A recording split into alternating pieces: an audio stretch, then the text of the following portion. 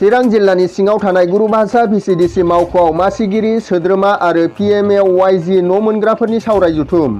चिरां जिल्लानि सिङाव थानाय गुरुभाषा भिसिडिसिनि सिङाव लुफुंबाय थानाय 2021-2022 नि पिएमएवाइजि न' मोनगिरिफोरनि न'खौ सम जोबनोसैयावबो दासिम लुफुंना होनायखौ नुनो मोनाखै।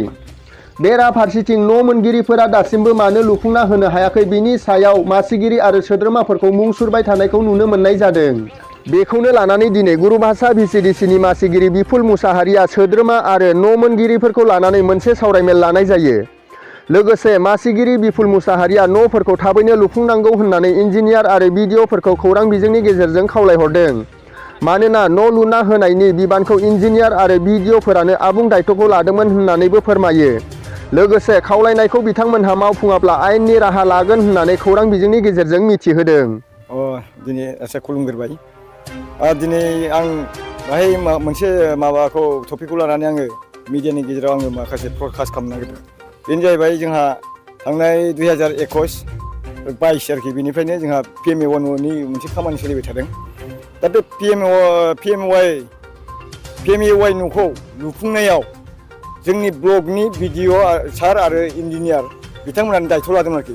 मानो दायथ' लादोंबा माखासे डिसिसननि गेजेरै फैदोंमोन। जेरै थांनाय बाराव जोंहा 1,44,000 न'आ जाफुङाखै आरोखि अल आसाम। दा बे खेत्रखौ लानानै माने गेबेङै सावरायलायनानै बेखौ ओरैबायदि सिद्धान्त लानाय जादोंमोन जे थांनाय बाराव जुदि जायाखैबा मा ग्राउन्डआव जायाखै। जे ग्राउन्डआ जाहैबाय बेनिफिसियारिफोर गावबा गावनि जाबुगिया मावनायाव माखासे फैसा बाहायफ्रांनायाव न'आ साक्सेस जायाखै। आरो मोनसे माबा पइन्टआ जाहैबावबाय जे गेजेराव माने थिकादार बा दालाल हिसाबै मावनाय मानसिफ्रा बिथांमोनाबो 10-20 हाजार जाबाय न'आ साक्सेस जायाखै। बेबायदि खेत्रआव मथा-मथि 1,44,000 न'आ जोंहा लुफुंजायाखै आरो।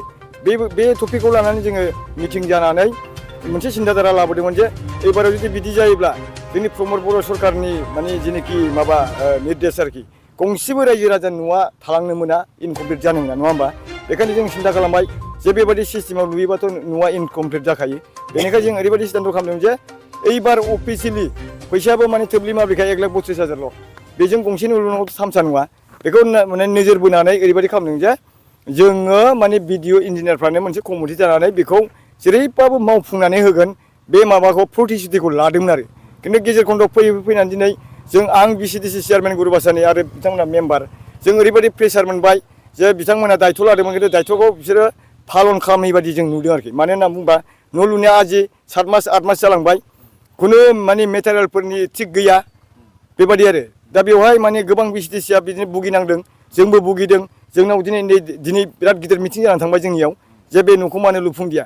चेयारमेन मेम्बारफोरखौ बिराद गाज्रि मोननो हमबाय। खिन्थु जों बेखौनो दिनै स्पष्ट होनो नागिरदों चेयारमेन मेम्बारफ्रा बाहाय खुनु माने आखाइ गैया।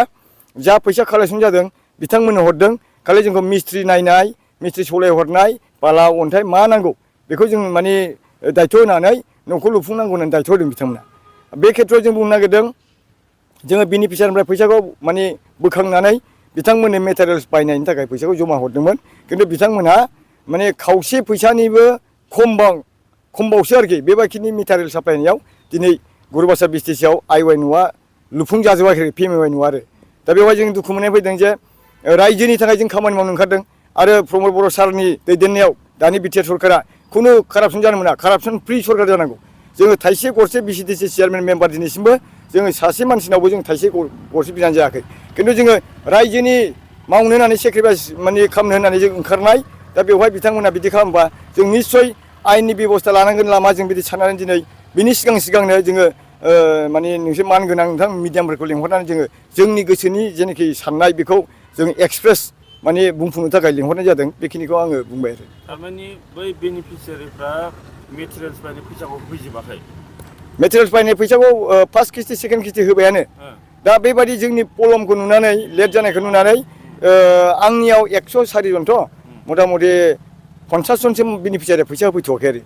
बाखि 50 जन फार्स्ट किस्ति सेकेन्ड किस्तिखौ जोङो जथेस्थ' आङो 27 लाख माने फैसा जमा होबाय। बेवहाय माला 16 लाख बादिल' फैदों आरो माला बेबायदि।